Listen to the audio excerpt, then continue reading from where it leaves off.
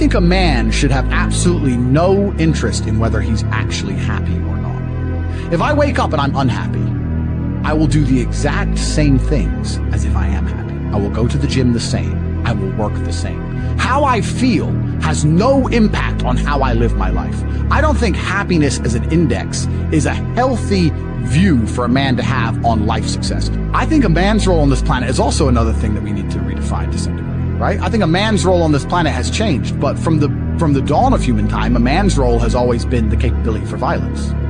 This is what men were, right? When I look at the world, I look at it from a societal perspective and I look at it from an animalistic perspective. Society has told us to be certain ways, and then our animal instinct tells us to be another way.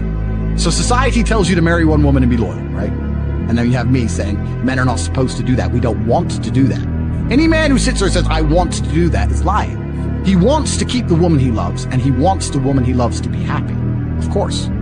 But if he could keep the woman he loves and keep her happy and have other women, he would. What? You're lying if you say that's not true, right?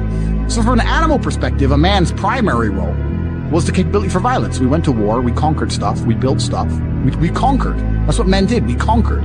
To this day, still now, if you look at men, many of them are still trying to conquer the world one way or another. Some men are born with something else inside of them, with a fire inside of them, which cannot be extinguished by beans on toast, TV at night, 9 to 5, sitting around with your wife. I know me as an individual, I could not be satisfied with that. That doesn't mean I look down on the people who are.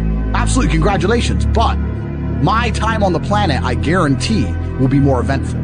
I will die with more stories. I would have made a bigger ripple in space-time because I refuse to comply with just the average, this is okay, you'll be happy with this, take it. There's always been that class of person. Even since the dawn of time, there's been the normal guy, and then there's been the dude who insists on conquering the world. There's been Napoleon who says, no, fuck you, I'm taking this and this and this. It depends what you're born with, right? I think one of the biggest mistakes a man can make is to judge his life. Let me reword this. I think a man should have absolutely no interest in whether he's actually happy or not. If I wake up and I'm unhappy, I will do the exact same things as if I am happy. I will go to the gym the same. I will work the same. How I feel has no impact on how I live my life. I don't think happiness as an index is a healthy view for a man to have on life success. But I think for a man, if you're waking up and going, am I happy, am I not, you're looking at life wrong. I think of a man, if you put happiness if you move it down the scale, right, and you start looking at, am I successful? Am I competent? You know, am I achieving things? Am I respected? If you start to look at these indicators of your life, you're going to end up being happier without actually analyzing if you're happy or not. So for me, I understood very, very well that $500,000 a month is good, but $1 million a month is better. And I also very, very much understood that as soon as you stop pushing forward, as soon as you go stagnant, you're dying, right? As soon as you stay in one place, you're slowly on the way down, right? If your podcast, if your channel now were to stagnate in views, you'd be worried. That's effectively dying. It has to grow at all times. So every business has to work. So for me, I was under enormous pressure. I didn't think, I have plenty of money now. It was the complete opposite. I wanted to work harder, more hours. I found the tap.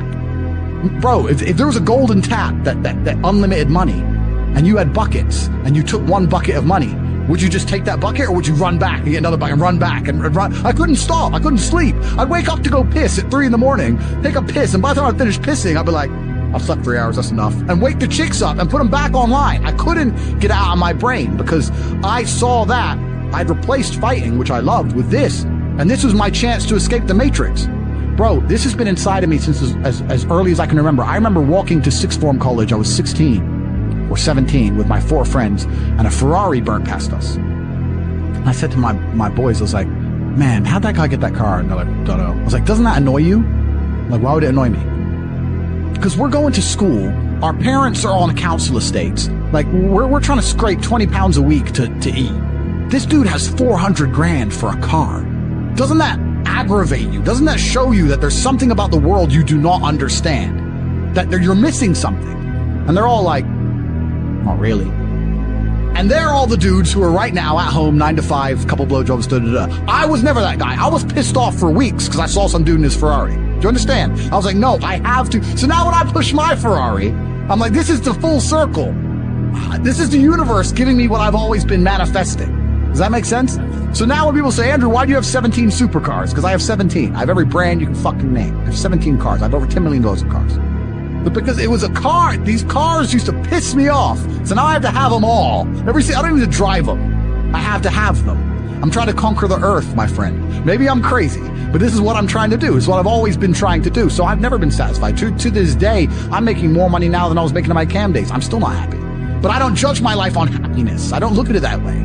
I look at all the other human metrics and say, where am I failing? Am I in good shape? Yeah. Am I rich? Yeah. Do I have good friends, good connections? Yeah. Do I do whatever I want? Am I free? Tick, tick, tick, tick, tick, tick, tick. Well, fuck it then. Then life's fine. You know? I'm happy every day, right? Let's say happiness is a scale. If you're not distraught, then you're happy. And I mean that like 3 or 4 times in your life, like a family member is going to die, or something really bad's going to happen and you're going to be devastated. And when you're distraught, you can't even talk. Like, you know, when you're genuinely heartbroken, you can't even speak. You can't even talk. You just want to be left alone and you can't talk. Those days are coming for all of us. Either we're going to die or someone we love is going to die. Those days are coming. This is guaranteed. So until those days come, I'm happy. I'm very binary. Yes or no, 1 or 0. Unless I'm distraught, I'm happy. Now, happiness can be a sliding scale, right? I can be less happy some days than others, but I'm still happy because I'm not distraught. There's a really interesting show I watched a long time ago, and it was a documentary about colors. And it was saying they found this tribe in Africa, and in the tribe in Africa, they had different names for the colors than we have. And they got 2 different shades of blue, which were basically identical. Like blue, one kind of blue, another kind of blue, basically identical. And to them, they were completely different colors. But then they put like blue and yellow, and they couldn't tell the difference. They couldn't tell the difference because the blue and the yellow had one name, and these 2 kinds of blues had a different name. What they were trying to say is, if your brain is associating a name with something, it's very hard to work out the difference between the 2 things that have the same name. Does that make sense? Yeah. So I'm never unhappy. I'm happy always. Do you understand what I mean? If I'm not distraught, I'm happy. So I never wake up and go, oh, I'm unhappy today. I wake up and go, oh, I'm a little bit less happy today, but I'm happy. I've labeled myself as happy. I've labeled myself as lucky. I'm labeled these things, and I truly believe them. I will pass any lie detector test today that I'm the most content, happy man in the world, because that's what I've decided. That's what I've labeled myself as. I talk to people all the time like, oh, I'm unhappy, I'm depressed, and I'm like, stop saying it. You're saying it. Gotta speak. Yeah. Why are you saying it? You're happy, my friend, because you're talking. If you're truly unhappy, you don't talk. Think of the last time you lost a family member. The first thing you did, you sat in silence for half an hour. First, you get a phone call and you just sit there. And someone goes, what's happened? And you might give them a few words. That's unhappy. If you're running your mouth down the pub about being unhappy, you're attention seeking. That's what you're doing. So a lot of people are labeling themselves, and I absolutely refuse to take my own power away. There are so many things in the world trying to kill us. Like, you got enemies, you got people on the streets with blades, you got bacterias, fucking lions. Oh, I've got enough enemies, bruv. Sharks want me dead. I've got enough enemies. Why am I going to take my own power away? And this is what people really don't yet understand. There's only one thing on the planet you actually have control over. You can't control the weather. You can't control your health. You can get a brain aneurysm or a heart attack. You can't control other people. The only thing you can actually really truly control is what you think. That's the only thing you can change in real time. You can be thinking of red, you can change it to blue. So why are you not controlling your own mind? It's your asset. It's your ally. It's your friend. Why would you make an enemy out of the only thing you have control over? I refuse to do that. It doesn't make sense to me. The worst thing on earth that could happen to a man could happen to me. And I guarantee you, I would still label myself happy. I'm happy because that's who I am. That's how I view myself. That's what I've decided. You have to decide what you want in life. I want to conquer the world. And if you're going to conquer the world in the modern society we live in, that's going to be a fiscal conquer. That's what you're going to do. You're going to make a bunch of money. How else are you going to conquer? That's what I wanted. You have to decide what you want. And it's different folks, different strokes, and it takes a lot of different kind of people to make the world go round. But if you truly want to conquer the world, you're going to end up wanting a bunch of money because that's the way to do it. That's the way to do it. So you have to decide the life you want to live. You're a different man when you have no safety net. You're a different man when you have to pull it off. No, I need to. No, I literally have to pull this off. I have to roll the dice. Most men don't understand what it feels like to roll the dice and you have to get a 6. No, what do you mean you have to? No, I have to get a 6. Yeah. Oh, but what if you don't? No, I have to get a 6. You're not understanding me. So that's extremely character building. And for that reason, I'm going to make sure that my children, another thing that comes with it, I took a bunch of risks that I would never be comfortable with children taking. This is the problem. You grow soft, right? Yes. I was riding around on a motorcycle with no insurance, running from the cops. Yeah. I could have been splattered on the road. And I would never want my son to do that. But at the same time, I want him to be like me. So it's difficult. As for my teenage son, I'm gonna try very hard to. He's gonna have problems he needs to solve. And I think if you're a young man, even if you're not my child, if just any man who's out there in the world, you need to look at some problems that need solving, either for yourself or for society. And I think that you should just adopt some problems and try and fix them. It's no matter what it is. You just try and fix the litter in your area, or try and get a 6-pack, or whatever you want. Men are builders. The modern world, call me misogynistic, the modern world was built by men. Every building you're in was built by men. Every road you drive on was built by men. We're builders. We build things. And that's what you should be focused on. And like I said before, if you're hardworking, you build, and I think you'll do well. That's what you can't you can't hide away from the brutal realities of work. That's it. And while we're on the subject, that's actually where these last 2 years have been pure clown world, because I've known some people who've made a bunch of money in crypto, and I've said to them, what you've just gone through, what you've just done is once in a generation, and it's completely ruined. Because normally if you make, let's say, 200 grand, you have learned lessons to make that 200 grand. You've learned marketing, you've learned sales, you've learned how to manage staff, you learn how to deal with pressure, you learn how to be on time, you've learned a bunch of things. So you can continue it. So you can continue. And even if you lose all the money, you retain the lessons. 100%. What have you learned? You bought a coin, it went up. Okay, good. You have not learned a single fucking thing about how money is made, about personal development. You didn't even learn how to have a firm handshake and put on a tie. You learned nothing. You pulled it off. You made a few dollars. You've lost them now. And now the worst thing about it is you think you're too good for work. You think you're so smart now. Yes. God made it. This is the next one. You got lucky. Now you think you're too good to actually get up and grind. You think you're just going to pull it off again. Another lottery. And you don't think you have to work very hard. And guess what's going to happen? It's going to fucking broke. Because that's not the reality of the world. That clown world shit is over. All that shit is over. We're about to get to harder times than ever. If you're sitting at home, you made a bit of money with crypto, and you think, don't worry, it's going to go up again soon. You're just praying for some external force. That's not self-accountability. Sitting and watching the Bitcoin price, waiting for it to go up so you have money, is not self-accountability. That's prayer. You might as well just do the lottery numbers. All these people who made money in this clown world, a lot of them haven't learned any lessons about the reality of birth. It's about to get a lot harder.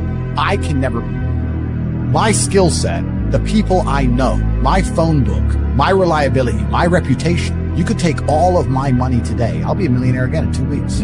I can call people and say, lend me 10 mil. Oh, that's Tate. I can call people. I know people. I have a place I can go. I'm good at speaking. Like, once you have those lessons and once you have that network and once you have those things built, you can't go broke. You really can't. You get to a point of life where the only way you could go broke is if you become a drug addict or something ridiculous. Don't complain when the NHS are on strike and you can't get seen and I'm in a private hospital in fucking Saudi. That's your problem. You have to just make your decisions in life and live true to them. But creating a circle is ultra important. And it's not just important financially, it's also important for your entire life and your mindset as a whole. Because it's amazing, especially amongst men. We never want to be the poorest person. We never want to be the weakest person.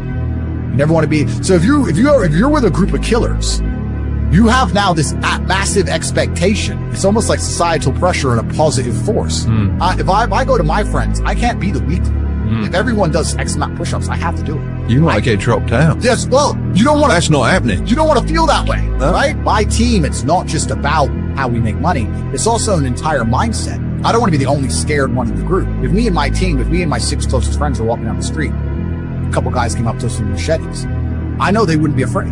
So now no one's afraid. Now you're fucked. Now the guys with a machete should be afraid. It's like an army. It's like a gang, right? You have to have that mentality. So it's not just even about money. It's about your entire life you create. If you're a person, if you're a man, and you're out here, and you know what? Who do I want to be? I want to be strong and rich and brave and respected. Then I need friends who are strong and rich and brave and respected. That's what you need to do. If you're going to say, oh, I want to be these things, but I hang around with this guy because we play FIFA together, then you can stay a fucking loser. And that's your decision. Stay a loser. I have no sympathy for losers. I want to make this another thing clear that ends up on TikTok and will cry so eyes out. I don't give a solitary fuck if you want to stay at the bottom of the societal totem pole. If I'm going to ignore how I feel day after day so I can perform, regardless of whether I'm sad, happy, pissed off, tired, if I'm going to get up and work anyway when I'm tired, how do you expect me to feel sorry for you because you didn't work when you were tired? If I don't care about my own emotions, I certainly don't give a solitary shit about yours. If you want to stay a loser, stay one. Good, it's fine. Stay a loser. I have no sympathy for you. I don't care. I was instilled with a duty for a very long time to honor my ancestors through achievement. And I was told from a very young age that the only thing your ancestors are interested in is achievement. Even to this day, when I do podcasts, people repeatedly talk about my father. If I wasn't successful, he wouldn't be spoken about. He died 9 years ago.